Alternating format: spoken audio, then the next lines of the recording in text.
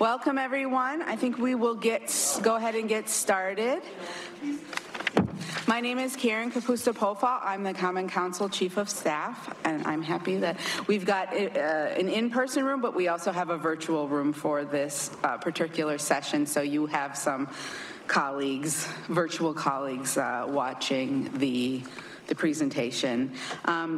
If you would like language interpretation, we have Hmong and Spanish interpretation available. So the purpose of the event is to bring alders and constituents together to learn about the 2025 budget outlook and provide feedback to your alders on what city services you prioritize and value. We'll be transcribing the questions you write on the note cards. You have a packet here with you, and it includes, if you look under your agenda, you have a note card as well. And so as you're listening to Director Schmidtke's presentation, you can write down your questions and comments on the budget there. If you provide your contact information and we don't get to your question tonight, we will respond to you. Give us a little bit of time because we do have quite a few. We've received over 300 questions and we're chipping away at it, so it might be a moment before we get back to you. For the virtual folks, the virtual hosts will explain how we're going to get your questions to Director Schmidtke when we get to that point, but we have a plan for you as well, crossing fingers it all goes well. And when we get to the group discussions, the information that you provide when we get to that point as well on the large paper, we will transcribe that as well, and we're putting it all together for the alders to read so that they have a package of information from all 5 of the sessions. This is the 4th of the 5 sessions. In order to respect everyone's time, we're going to try to keep to schedule. You have an agenda at your seat that you can see the basic schedule there. Of course, we encourage everyone to use plenty of courtesy, be honest and open-minded, work to stay grounded, and expect unfinished business. And the handout has the ground rules on the back. For the virtual folks, I did send everyone who had registered up until maybe it was about a little after 5, the agenda as well. But your hosts will guide you in the virtual room. There are a couple of paper copies of the presentation at each table in case you really love to follow along with paper. There's also a QR code available where if you're not a fan of the paper, you can scan the QR code and receive the handouts. Go ahead and get those electronically. That should be at every table. And of course, we have a name tag so you can write your name. Please, if you haven't signed in, we're going to make sure everyone signs in before they leave. That helps us keep track of how we're doing in terms of numbers of folks and in districts. Members of the public and the press may be recording this meeting. Please be courteous if you're recording and notify people before you record or begin to interview them. And of course, like I said, we have the virtual component. So the folks on Zoom will be watching. They're watching me now, and then they'll be watching as Director Schmidtke gives his presentation, and then the note card Q&A portion, and then they will break off into their own parallel experience while you all are here doing your small group discussions, and then we'll come back together at the end if all goes according to plan. So let me introduce the host alders. Where are my alders?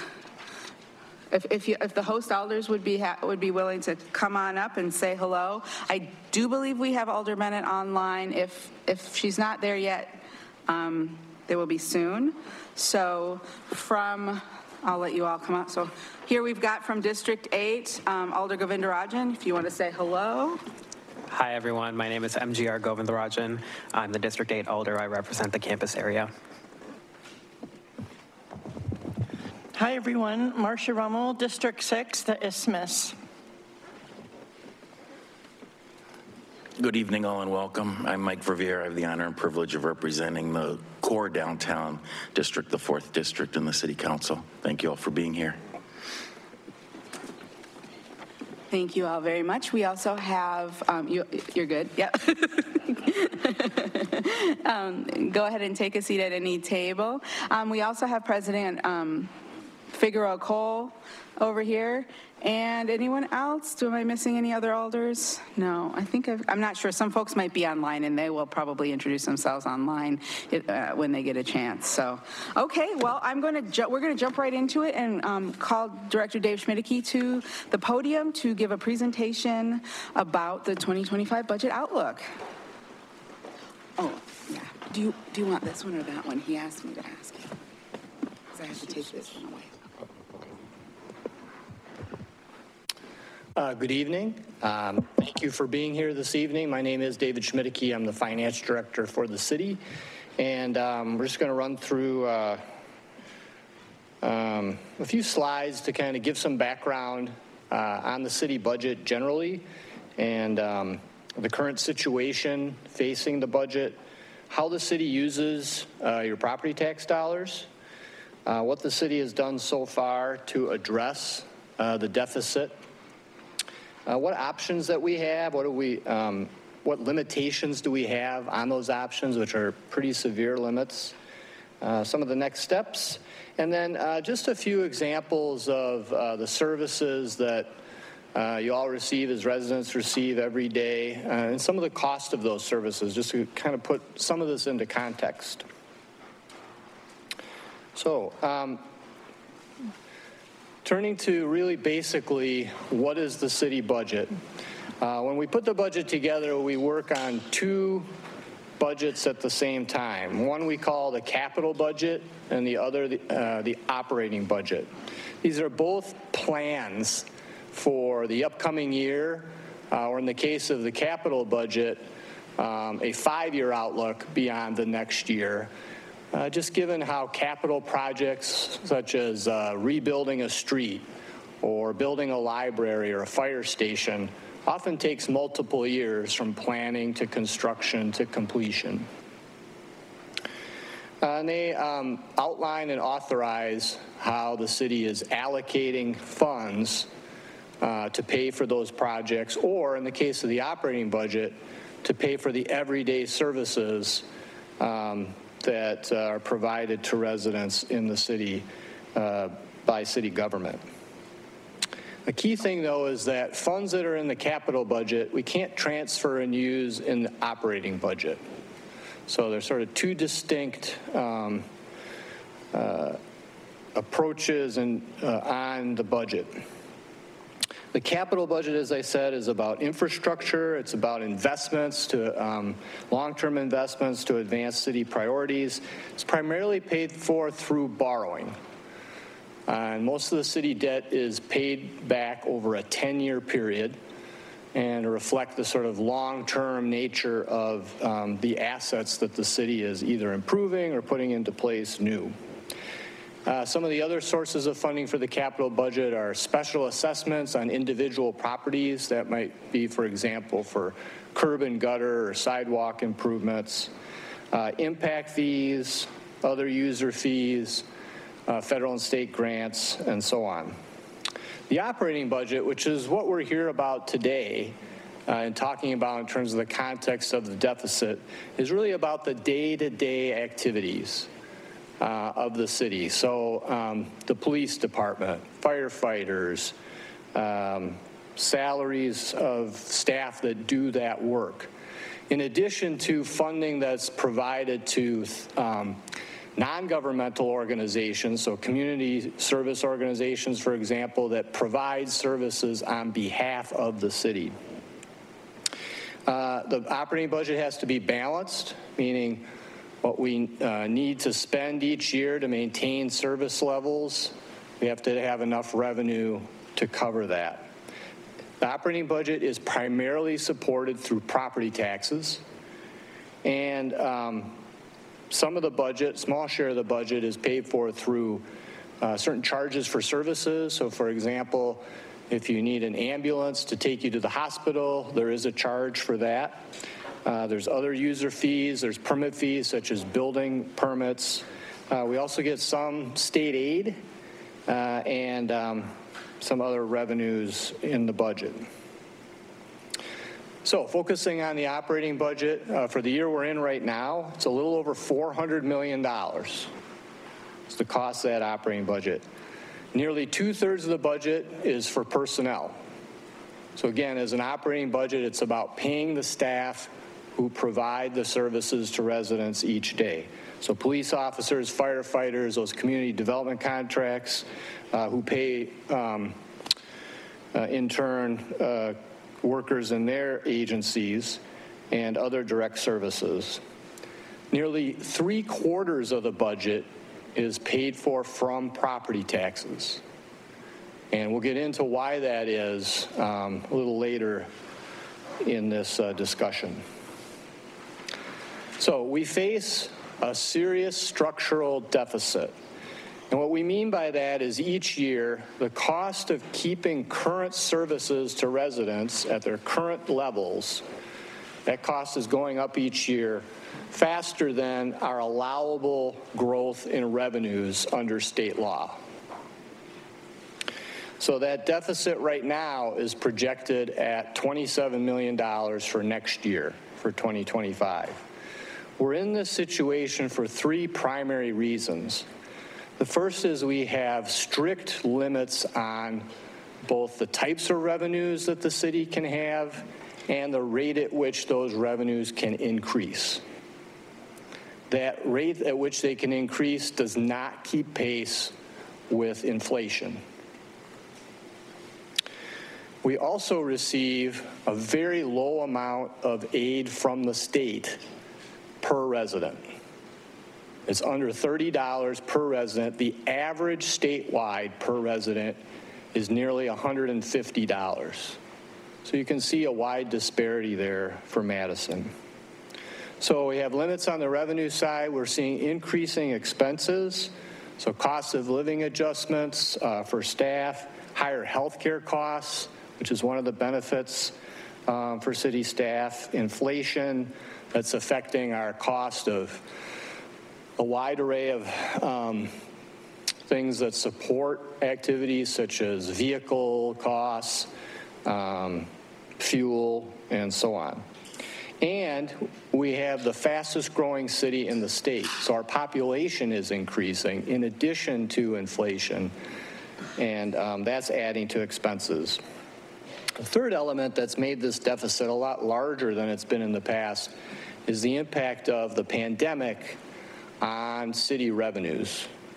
And those revenues have not fully recovered from the pandemic and are not really linked to the economic growth that's happening in the city. So there were large growths, for example, in sales tax revenues for the county, which has a sales tax, and the state, as well as large increases in income tax revenues to the state. We saw the largest surplus in state history. The city doesn't have that type of revenue. It's very reliant on the property tax. Now, we were fortunate to receive federal COVID-related aid over the last few years, primarily under the American Rescue Plan Act, but that funding is coming to an end at the end of this year, 2024. So this is some of the components of that projected gap for 2025. We will see some revenue growth, what we call the levy limit increase. That's the limit on how much property taxes can increase. That'll add about $10 million. That's our primary source of revenue, as I mentioned. We'll see some other revenue growth, a little under $2 million, and then we think there'll be a small increase in state aid. So we have total revenues of new revenues of about $13 million. But in the 2024 budget, we had some one-time revenues to keep services in place. Those came from tax increment district surpluses, American Rescue Plan Act, the last sort of segment of that funding, and then a use of our reserves, our rainy day fund, about $9.2 million. And then we have that cost increase each year. So for supplies, for the cost of Metro Transit and our joint city-county public health department, debt payments, and then city staff costs.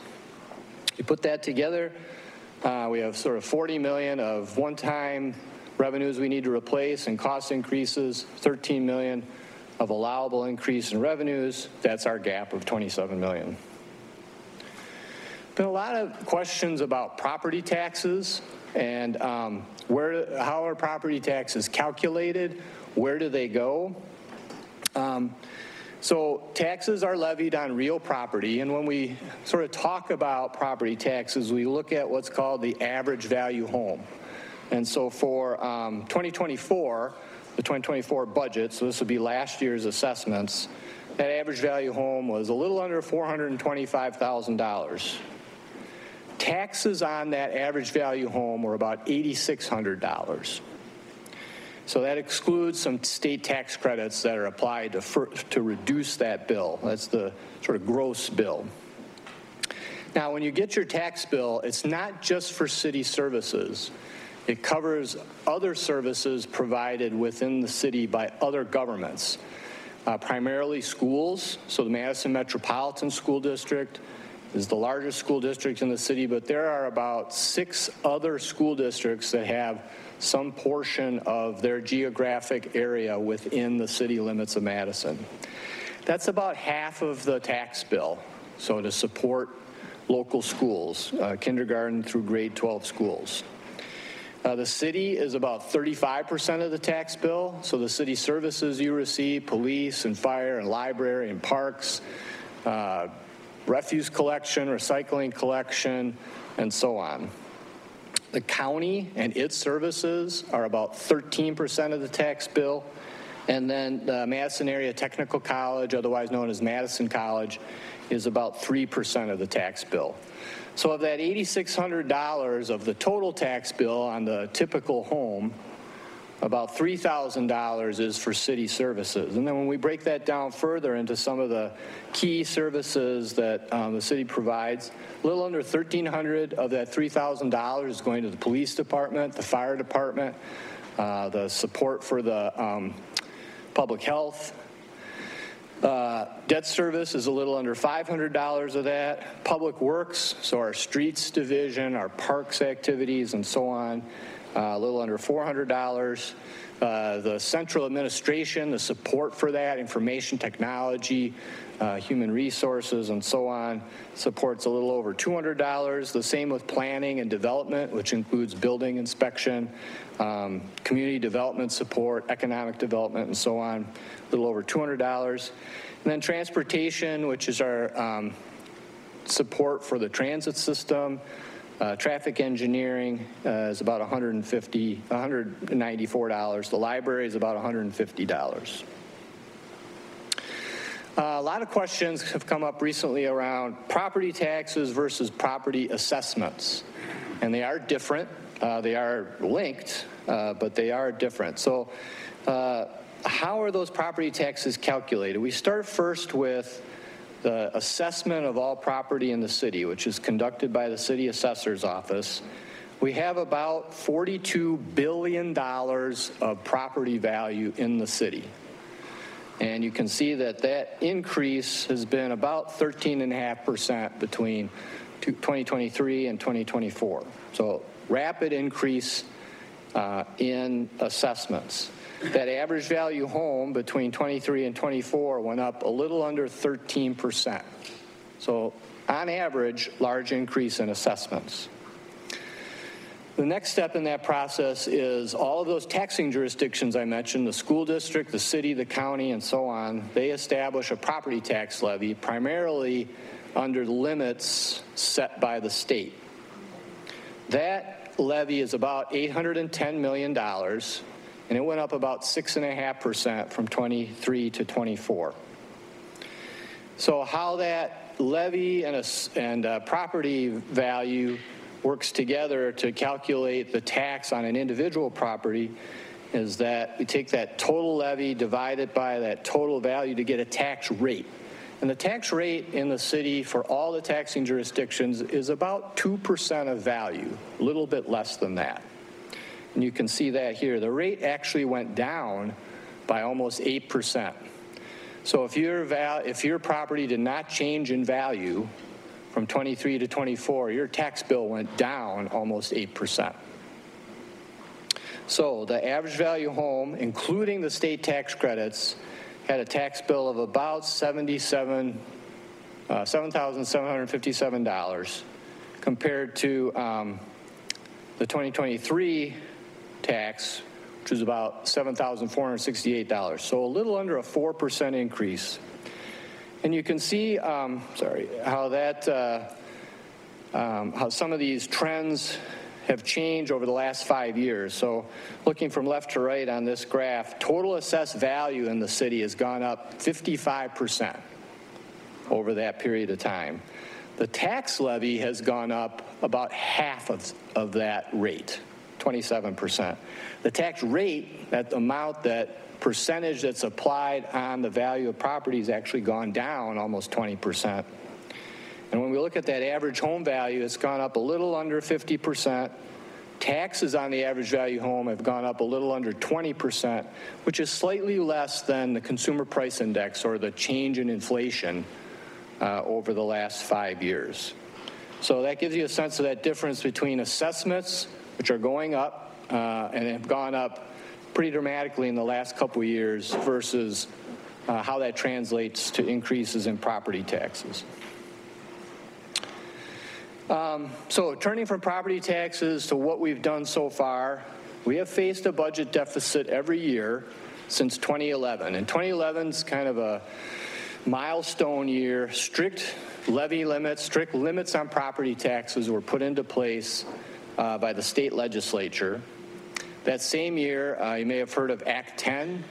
That was put into place, and that removed collective bargaining rights for most public sector employees. And then the state cut state aid to local governments and school districts throughout the state to help balance the state's budget. And those cuts in what we call shared revenue to cities fell disproportionately on Madison. So we have a bigger problem in 2025 than we've had in previous years because of the impact of the pandemic and the economic impacts. But we have taken steps every year to balance the budget and address this gap. That includes more contributions from employees for pensions and health insurance. There were spending cuts, across-the-board spending cuts in agency budgets in this year's budget. The room tax rate's been increased. Ambulance fees have been increased multiple times since 2011. One of the very few options under state law for a general revenue other than the property tax is a vehicle registration fee. And many communities around the state are putting those into place. Madison put in a $40 fee in 2020. And that all goes to help pay for the transit system. We've created new special charges. These are citywide charges, and those are for urban forestry activities and resource recovery or recycling related activities. And we had the American Rescue Plan Act, as I mentioned earlier, which provided funding over the last 4 years to help maintain current service levels. And we have used some money out of our rainy day fund, our reserves, for this purpose, to help balance the budget. So that's what we've done. What can we do moving forward in terms of balancing the budget? As I said, we have to have revenues equaling expenditures. So in order to close this gap, one option is to reduce expenditures, which means a reduction in services. We could do that in an across-the-board manner. Everybody takes the same percentage reduction. We could look at specific programs and services to eliminate or to reduce. And then just to give you a sense of what it means from a position perspective, so the staffing levels in the city, 27 million is roughly equal to 270 positions. The city has a little over 3,000 positions total. The other option is to increase revenues. There are very few options under state law for cities to increase revenues. We can create new special charges. Those would be significant increases. Right now, the special charges I mentioned before bring in about $10 million per year. So you could see we need a 2.5 times increase in those special charges to cover this gap. We can increase our current local revenues, but as you notice, that's only about 15% of our revenue stream. And we can't increase those fees or charges beyond the cost of the service. And so that's a limited option.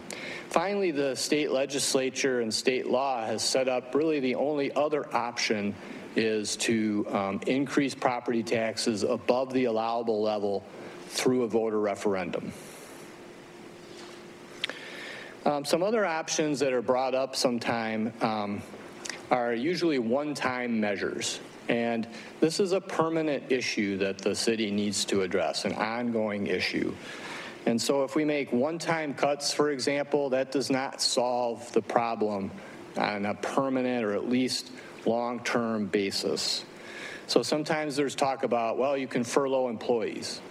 The furlough will end eventually unless there is a permanent reduction in services. Also, furloughs can result in higher costs for overtime. Some examples, too, are selling city land. Again, we're constantly looking at our list of land we may own for opportunities for sale, but again, that's a one-time source of money. Same with using our rainy day fund. It really is for a rainy day, and it's not available to be used every year or it'll be gone, and then we still have the same problem. Also there's talk about, well, you can reduce the capital budget, reduce the amount of borrowing. The amount of borrowing, by reducing that, does reduce, all of the things being equal, the property tax that's needed for debt service to repay our debt. But under state law, we can't take that savings and use it in the operating budget. That's not allowed under state law. Finally, there's some talk about, well, take money from other fee sources, such as the water utility and so on. Those sort of non-general sources are dedicated for those activities, and many, like the water fee, is regulated by the state. It has to be used for that purpose. So that, again, is not another source for addressing this structural deficit.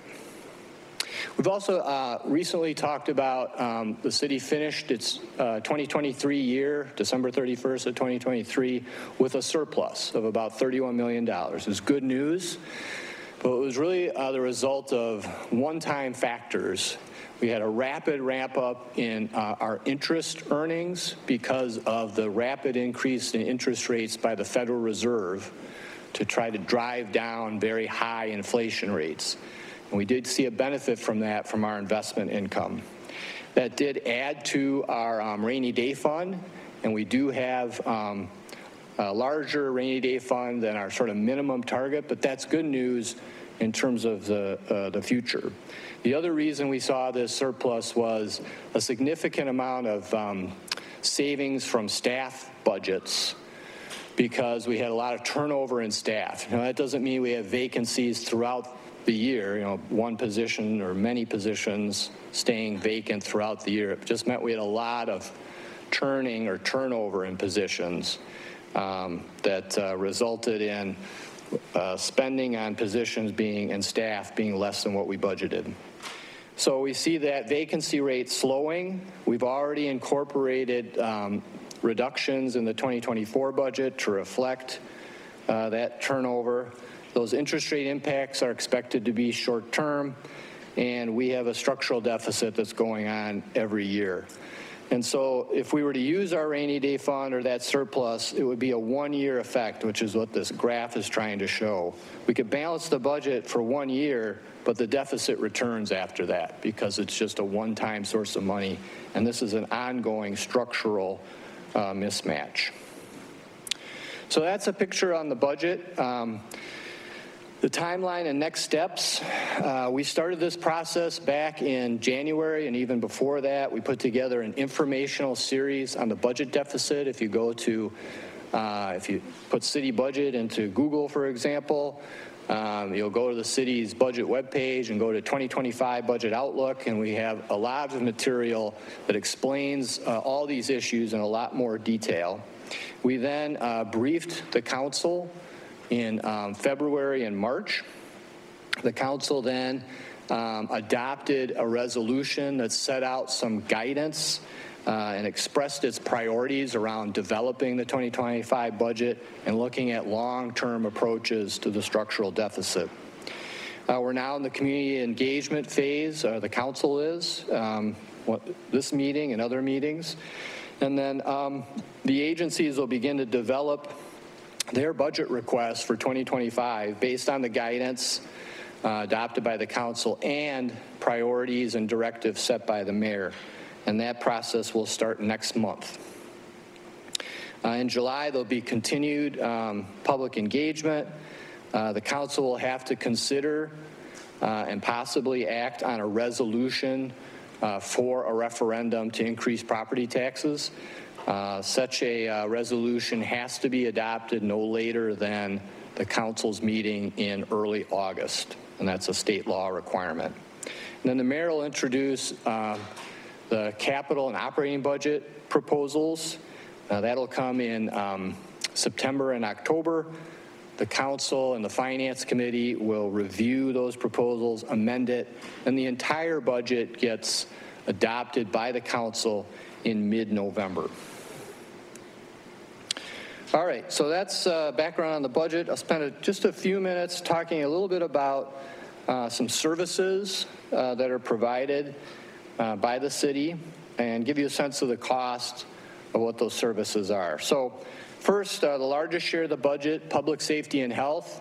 The largest department in the city is the police department, about $91 million in 2024. I don't think it's any surprise that almost 90% of that budget is for personnel costs. It's all about the people, the police officers, the support staff for police officers. That is the cost involved in that. There are some charges for vehicle use and things like that, equipment, uniforms, and so on that are in that charges and non-personnel costs. One example of a service that the police department provides is their community outreach program. That cost of that is about $2.25 million each year. And so that's one example of a service. Another is their traffic enforcement and safety education. Cost of that is a little under $650,000 a year. That's not the only traffic enforcement that's going on in the police department, but this is a targeted program for things like Vision Zero efforts and traffic safety issues.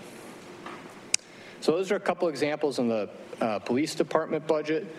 Fire department budget is next largest.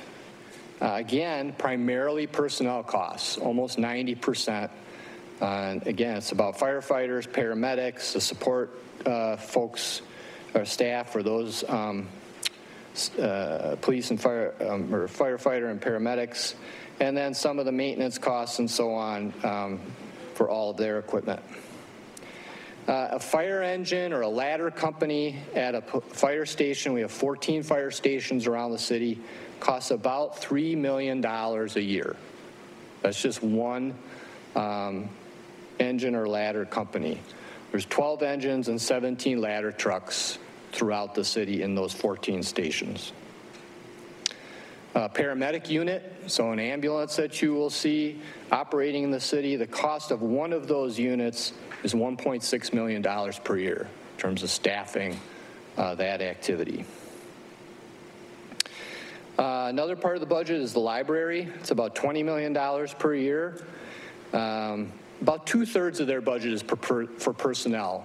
They have a number of supplies and contracts and so on that involve regional library services, all of the materials that they need for patrons, and so on. A typical neighborhood library branch, well, there isn't a typical one, but the cost of a branch ranges from about $800,000 a year to $1.3 million. The library branches are have different sizes around the city. There are 9 branches around the city, and that gives you a sense of what each one costs. Public Works is next largest share of the budget. Our streets division is about $27 million. About half of it's for personnel. A lot of costs in non-personnel areas. They have to buy sand and salt. There's a lot of vehicle activity related to street services and other costs. They have contracts with private snow removal businesses to help with the entire geographic area of the city. So one thing that the streets division does is repairs potholes. That cost each year is about $1.2 million and helps with the longevity of our street system. Pickup of garbage, our weekly pickup of garbage costs about $6.5 million each year. Brush collection, so at different times of the year, there's 5 rounds in spring through the fall, 2 rounds for holiday tree collection. That costs about $1.4 million. And large item pickup, again, this is through a work order system. When residents make a request, pick up bulky items like furniture or appliances, that costs about $1.4 million per year. And then the drop-off sites where you can bring yard waste or large items, electronics, and so on, it costs a little under $800,000 per year. So I'm going to stop there. You can see the rest of this in the full presentation online. But this is just to give you a little bit of background on the budget situation and the cost of some of the services that you receive each day. Thanks for your time.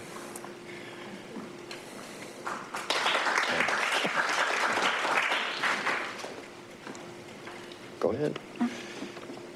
Thank you, Dave. Okay, so now everyone with your note cards, you can write down any questions or comments you have about the budget. Please, again, if we don't have a chance to get to it today and you'd like us to follow up with you, please leave your contact information there. And we have about a 10-minute break for you to fill out your cards and get some more refreshments, and we'll circle back in about 10 minutes. All right, everyone. I'd like to call everyone back to their seats, please. And also, make sure you're at a seat with multiple people and paper. It looks like you're all well set up. Wonderful. Okay, so we're going to start with the note card Q&A. We're going to start with the note card Q&A. I'll hand the podium back over to Dave.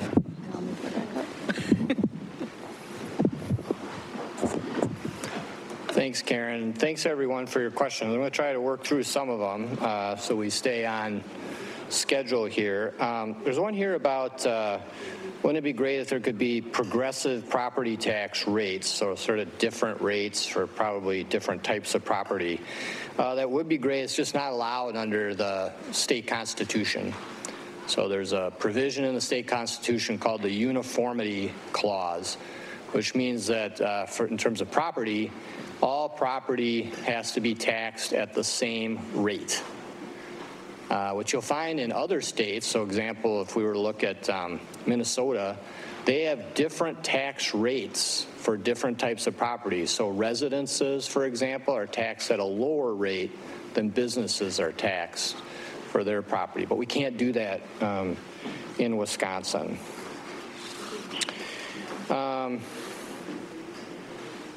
The question about the revenues from parking tickets and how is that used. Parking ticket revenue goes into the city's general fund.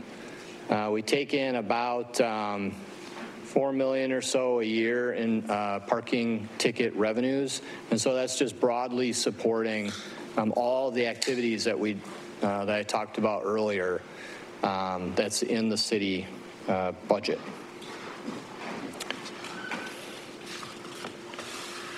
How does Madison's growth help the budget grow revenue both short and long term? It's a great question.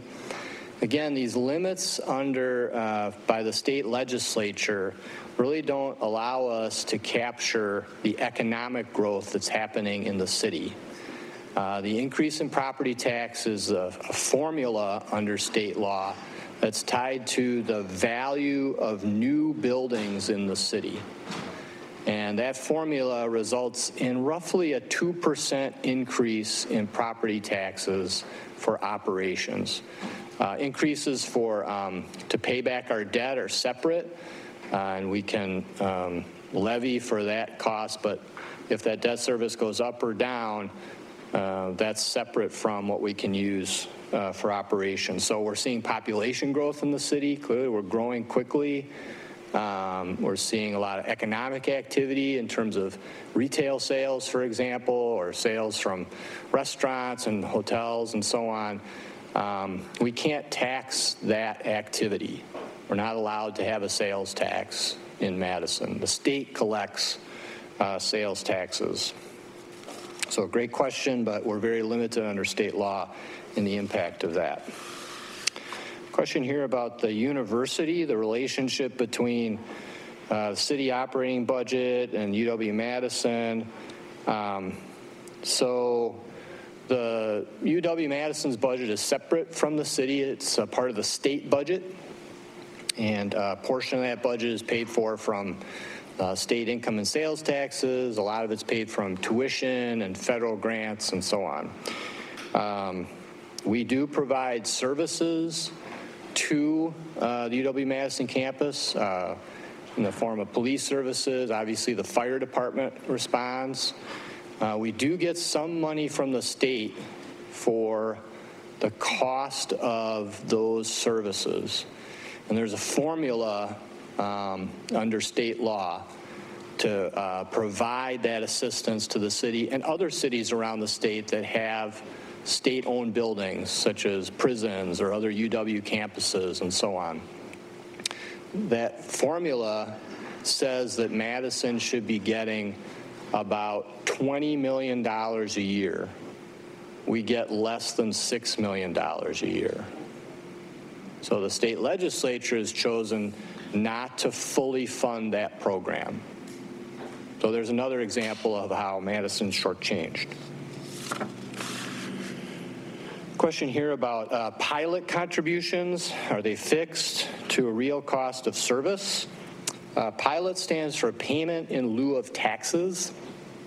Again, under Wisconsin law, we don't have a lot of options with payment in lieu of taxes for entities, organizations that are exempt from property taxes. So, for example, hospitals. Nonprofit hospitals do not pay property taxes, and they are under no obligation under state law to pay for the services that are provided. So that's one example of we can't do a pilot. We do have payment in lieu of taxes in certain instances where they've been negotiated with certain types of property. It's a very small share of the budget. Some of those are tied to inflation. Some are tied to the cost of services. So there are a small amount related to that. That's about $1 million a year in revenue that we get from that. And then we do have what are called payment in lieu of taxes for some of our enterprise fund activities, notably the water utility, and that's allowed under state law where a portion of water utility revenue, so water use fees, do come to the general fund for the services that are provided by the city, as if the water utility were a business, for example. We also get small pilot payments from the parking utility relative to all of the parking garages and metered spaces around the city.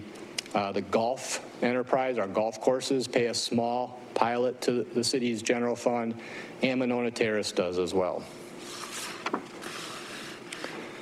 What's the default rate on property taxes? It's very, very small. We collect upwards of 99% or more of property taxes. Property taxes are very stable revenue sources. That's one of the positive attributes of the property tax. So not a lot of outstanding bills. The way that property taxes are administered in the state, so we will collect those property taxes initially, and we have the opportunity to collect that through the first half of the year as a city. Anything that's unpaid after July 31st is reverted to the county. The county pays us for that unpaid amount, and then it's the county's responsibility to collect. And then it could potentially move into sheriff's sale of the property to repay those unpaid property taxes. So there is a process in place to collect unpaid property taxes. But ultimately, the city is made whole, and then it's the county's responsibility for all the taxing jurisdictions in the county to go through the process to try to collect on unpaid amounts. Question also here about sales taxes. If we had a 2% sales tax, how much would that bring in? And why is it difficult to change state law? Well, that's a great question. Guess, you know, there's 99 members of the state assembly and 33 members of the state senate, and we can't get a majority there to help Madison. So I think that's kind of what it comes down to. And the majority in the legislature has gone out of its way to set up formulas to disadvantage Madison. A sales tax in the city, if we could get one, a half-cent sales tax, which is what counties around the state are able to do, we estimate, working with figures from the State Department of Revenue, would generate between $35 to $50 million every year. So a 2% sales tax, 4 times that amount. The city of Milwaukee just got effective in 2024, did manage to get the legislature to authorize them to levy a 2% sales tax. Now, I was talking about the city's structural deficit.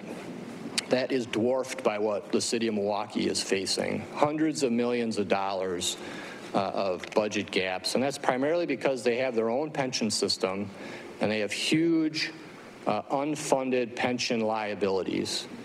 And they were looking at having to make 20, 30, 40% cuts to their library services, their police services, closing fire stations, and a coalition of folks from the city, their police and fire unions, their leaders, went to the governor, went to the legislature, and did manage to get a sales tax increase. Now, it was not without conditions. There are severe restrictions on how they budget in the city. They had to change how they did certain things in terms of diversity, equity, and inclusion programs in the city and other measures.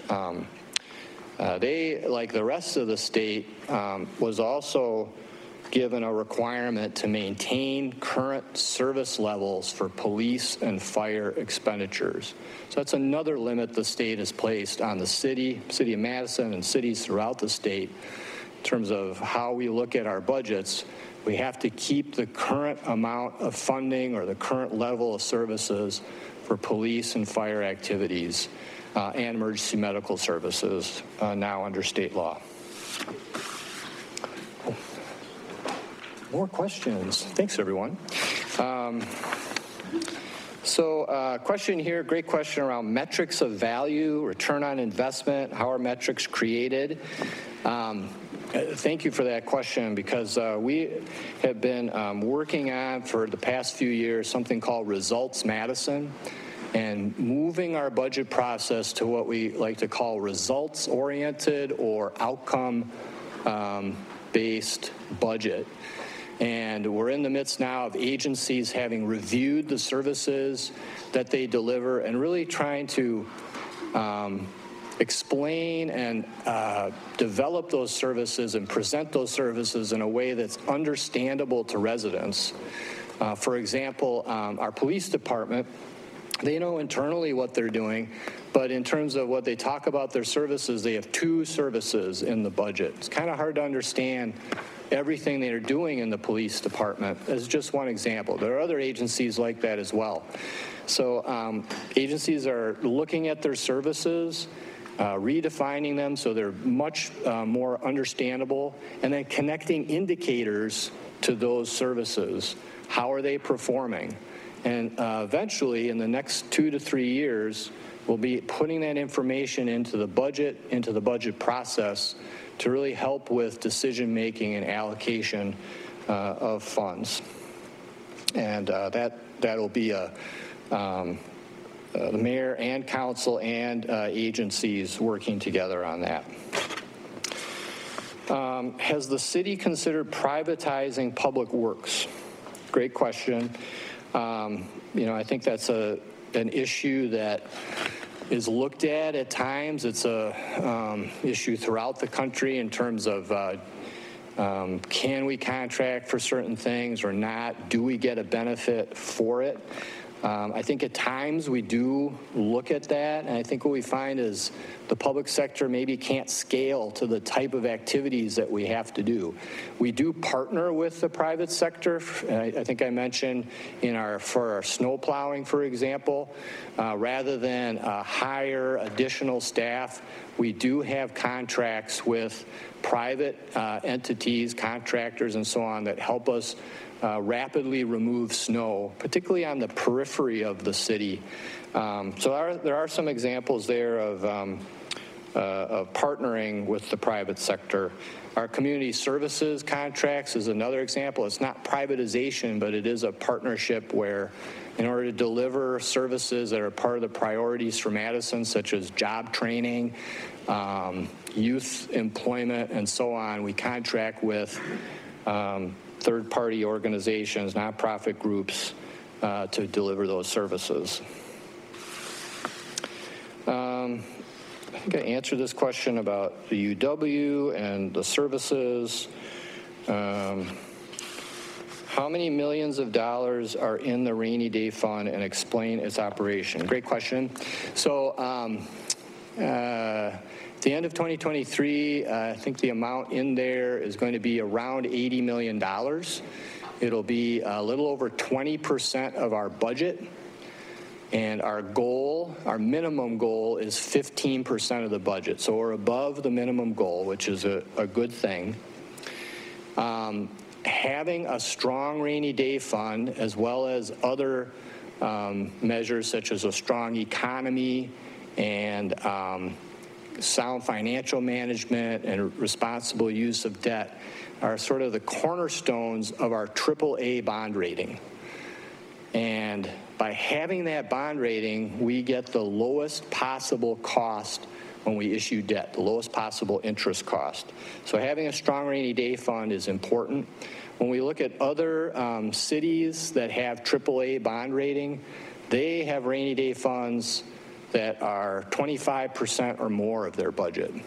So just to put that in context, its operation is for that purpose, to sort of keep city operations going in the event of a rainy day, some sort of shock that could occur where we would lose revenues, such as the pandemic, for example, or other sort of natural disaster. And it helps with making sure we have enough money to pay our bills, particularly repay our debt, because we're under contract with entities, individuals who purchase the city's notes and bonds to repay that debt with interest. How about other cities? How do they balance their budget every year? Great question. I would say that when we look at cities around the country, they have a much broader array of revenue options than the city of Madison does, or cities within Wisconsin have. As I mentioned at the outset, we're very reliant on property taxes. It's set up that way under state law. If you look at other cities around the country, they typically will have a sales tax. Often they'll have a sales tax to pay for transit and transportation costs. We have to use the property tax in Madison or the vehicle registration fee to pay for those costs. Some cities around the country have local income taxes, and we don't have that in Wisconsin. So they have more options to balance their budget, and we have balanced our budget every year, but the impact of the pandemic, as I said, and our limited connection to the economic growth that's happening in the city is sort of helping with creating that deficit. I think that's the questions here. Some of the questions from online. Any thought to cuts in non-essential services programs, nonprofits, employees? There are a lot of other expenditures besides police, fire, streets, and libraries. Why do I only highlight those? Well, we have services, and if I had gone through the entire list, we have a lot of services that I think people would deem essential and beyond police and fire, and in terms of what the priorities of the city are. We're looking at all services in terms of how to address this this budget deficit, but I think overall, I think the council, the public generally would feel that some of those other areas, such as services to youth or job training or services to the homeless, all have some bearing on our core responsibilities. Why did the $31 million surplus go to the rainy day fund? Well, when we finished the year, that was what happened relative to budget. That doesn't mean it's not available for future budgets, but with that sort of caution that it's one-time money, and it's not going to address the ongoing structural deficit. So it's there, it's available, but in order for it to be used, the council has to include it in a budget and authorize its use.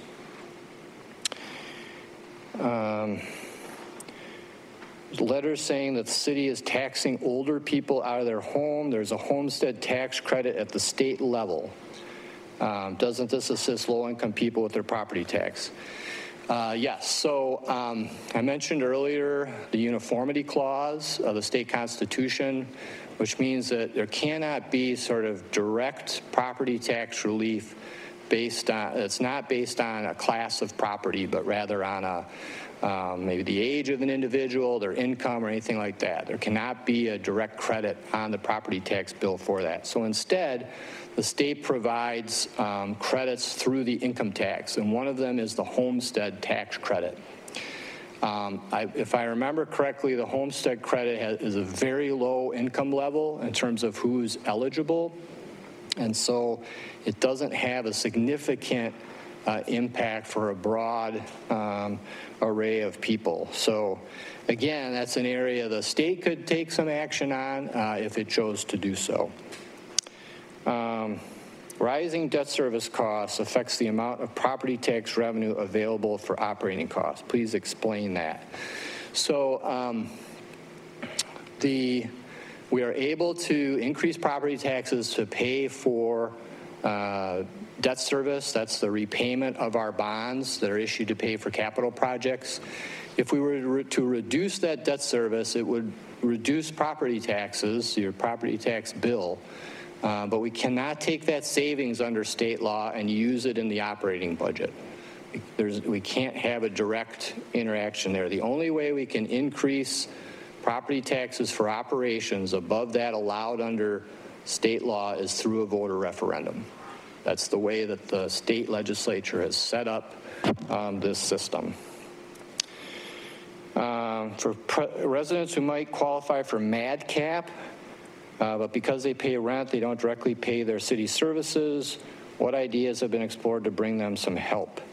That's a great question. I think with MADCAP, I think there's a rent component to that, but we can definitely, if you provided your contact information, we can get back to you on that. MADCAP is a program where the state or the city provides some assistance on your municipal services bill, such as your water, sewer, stormwater, urban forestry, and so on.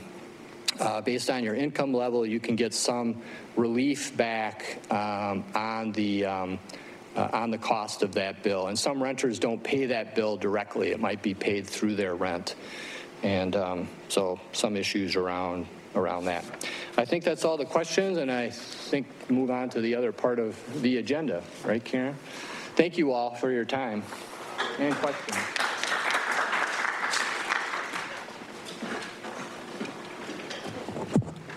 Correctly. All right, thank you very much. Okay, now we're going to move on to the small group discussion section of the program. So make sure everybody has instructions. Tana, if you wouldn't mind holding them up, showing folks there's a couple of pages of instructions at each table. There are some extras here and here in case folks don't have them. And it basically explains it, and the staff at the table can help you work through the questions. Just remember, if we could have one question per page, if possible, label each page with the question number so we know when we're transcribing it which question you're answering. And then when you're done, you can go ahead and stick them up on the walls if you like, or whatever suits you. So I will leave you to it for now. Thank you. What we'll do now is, I think we'll have time for every table to give us, and we have that other mic, and I'll see if it works. I think we have time for every table to give us a brief debrief, kind of some of your topics and themes that have come up in your discussion. And then after we do that, we have about 12-ish minutes. After we do a brief debrief, then I'll call the alders back up for some final words and next steps. So let me go get that mic and see if I can get it to work. Who wants to start?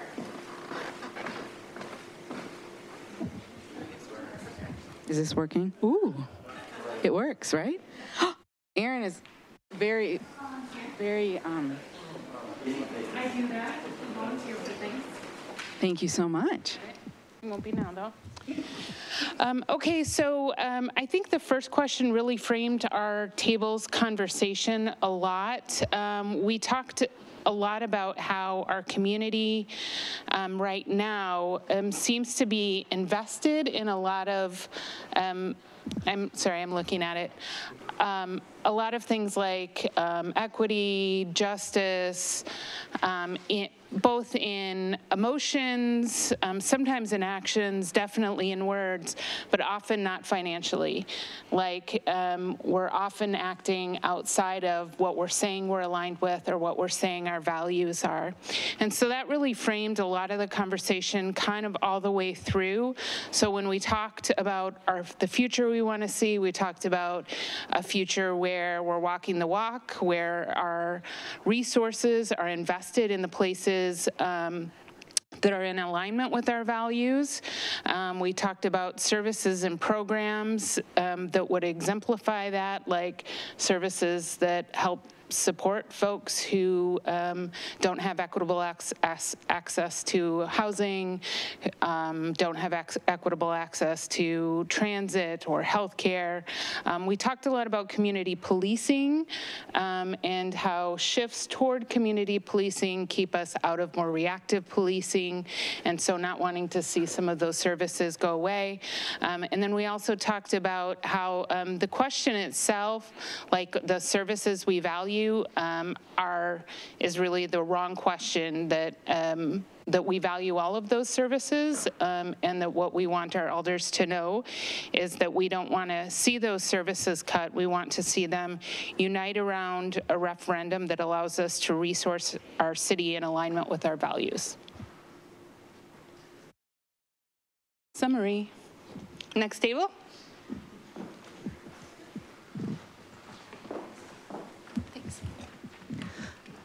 In our group, and I'm going to be looking over this way because that's where the notes are. So in our group, we had similar conversations in some ways. Really started out with appreciation for the services that we have, highlighting some of those services, and then moving on to no, I can't read my own writing way over there.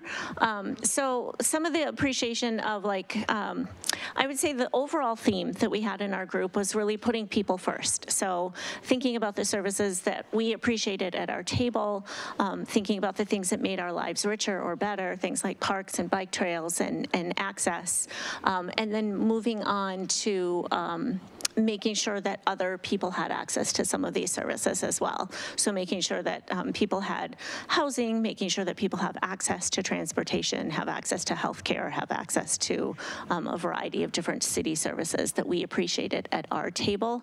And then also I would wrap up with, in thinking about what we want our alders to know, prioritizing those services. So prioritizing things like public health, mental health, transit, libraries, putting people first in the decisions that are made.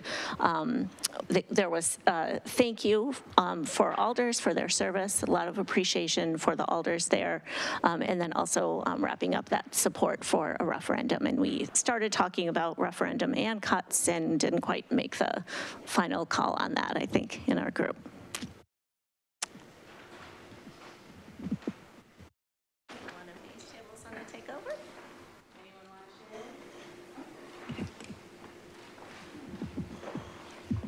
Thank you.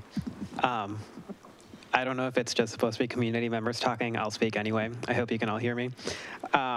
So a lot of what we spoke about was we generalized and said Madison downtown specifically, it's a wonderful place to live, but it's pretty unaffordable. We love the amenities, but we want to continue providing them, but we also want to make sure that the people who are providing the amenities can also live here. We spoke about the need for more grocery stores, more community spaces, more park space, especially closer to campus, because we have a lot in the periphery of downtown, but not necessarily in the core of downtown. We didn't like parking enforcement. That came up a lot. And we said public safety is not too much of a major concern downtown, that we have a good police department, we have good fire departments doing the good work here. We want to save Central Library from any budget cuts. And I was wished luck for dealing with this budget crisis. So, would you guys like to go?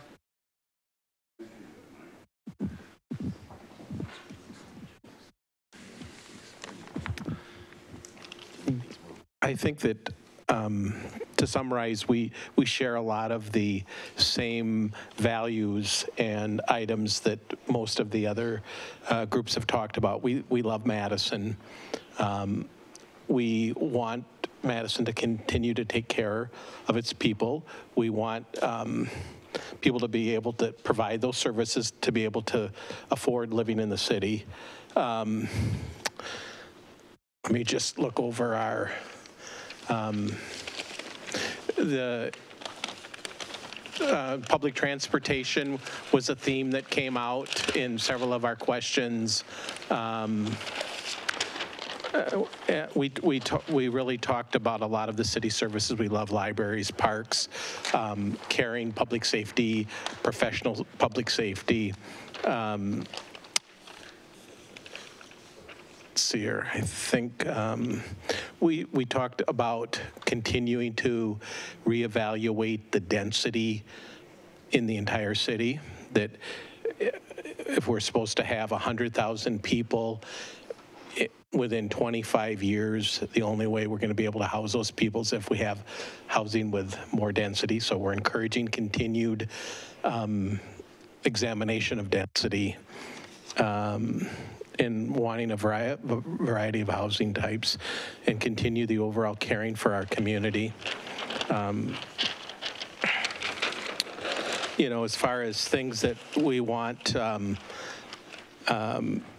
preserve, we and prioritize public safety came up. Not all of us do feel safe around State Street and campus at all hours of the day or night. Quality of life issues, we want to maintain the quality of life. As far as the solution, referendum might be part of the solution, but it certainly shouldn't be all of the solution. It should be a multifaceted approach. We talked about at this table with, the rainy day fund, user fees, perhaps a small increase in wheel tax, minimum amount on the referendum. We know that our local school district is likely going to both an operating referendum and a facilities referendum, and just want our alders to demonstrate fiscal restraint to the taxpayers. And I'll rely on my table mates. Have I captured the things that we? Very good. All right. Thank you. Thank you all very much. Now, if the host alders can come on back up for a few final reflections. I think you can use, you want this one? I'm good with either mic. Take that one? All right, I'll go set this one over here. Turn it back on. All right, I'll leave it to the alders. I think it works. Just general thoughts? Well, I mean, thank you everyone for being here. I learned a lot. Personally, I speak mostly to students representing the campus area, so I got to get a lot more differing perspectives from the neighborhood communities, so I really appreciated that. I also just want to give a huge shout out to the staff members who helped set this up. I think this was educational, not just for us alders, but also the community members here as well. So thank you all.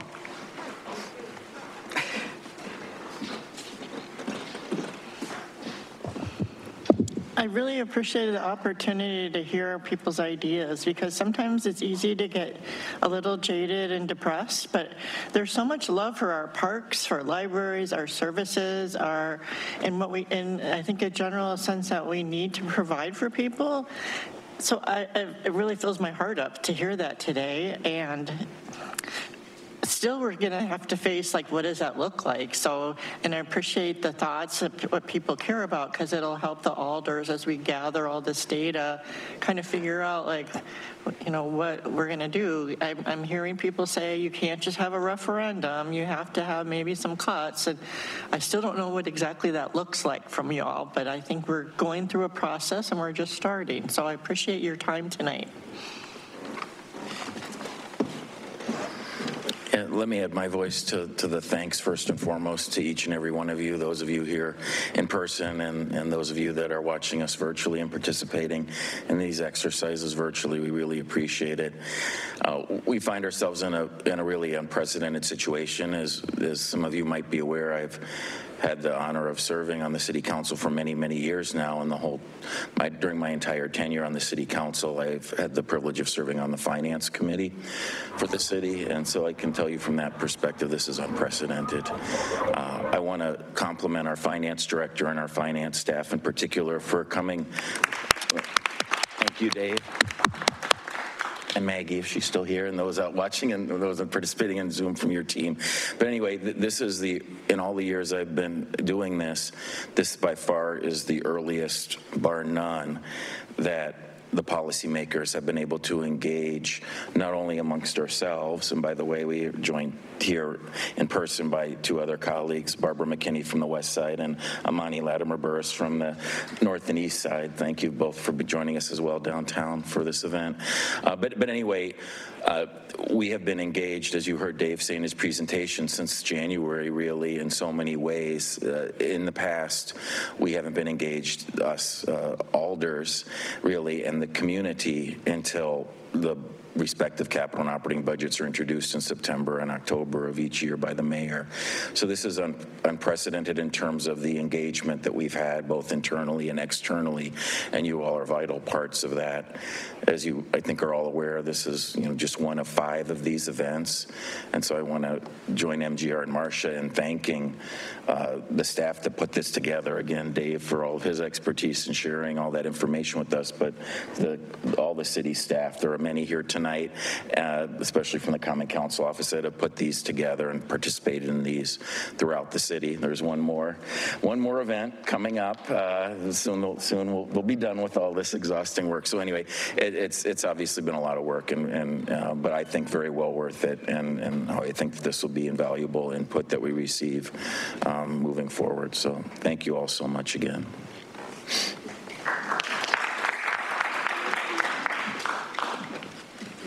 I'm going to try one last thing.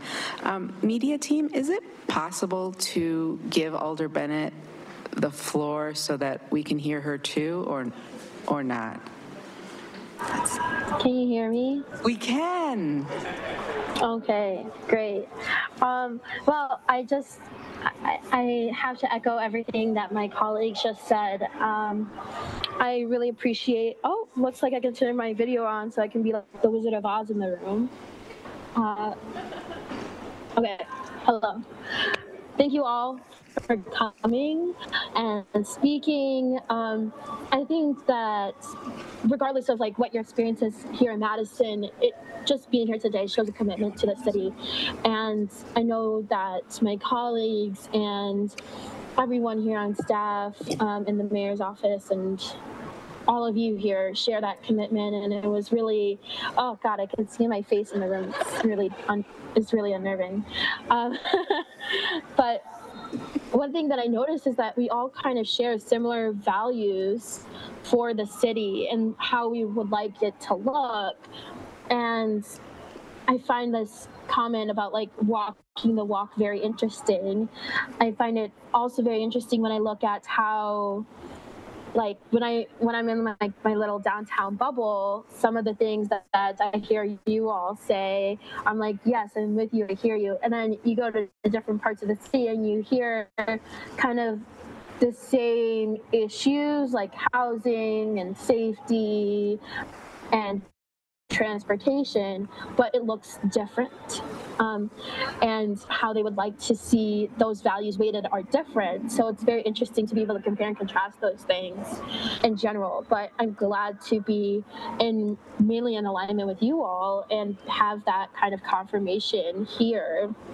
So I agree with one of the comments that we heard online is please just solve this crisis now so that we don't have to go year over year and do this over and over again. And I think that it might sound kind of strange, but we shouldn't just let a crisis go to waste, in the sense that like this is a really good opportunity to truly evaluate our city programs and services and be able to make it look better for the future. So that's the goal here. And in general, again, thank you to staff. I'm really glad that they put together an amazing program. They spent hours upon hours upon hours of making this program. I'm glad that we were able to hear from every single one in the room and online today, and we were able to stick to the schedule that they put forward. So really a round of applause should go to staff and the work that they've done here today. So thank you all again, and please email any of us and all of us. We are happy to hear from you. Thank you so much, Alderman. And they're saying thank you and clapping for you in case. Thank you so much, everyone, for coming. And please make sure to sign in if you haven't already. Please stay in touch because, as everyone's saying, this is not the end. This is the beginning. And we want to hear from you as more information comes out and decisions are made and need to be made. And so, yes, wonderful. Keep in touch. And thank you. Have a good night.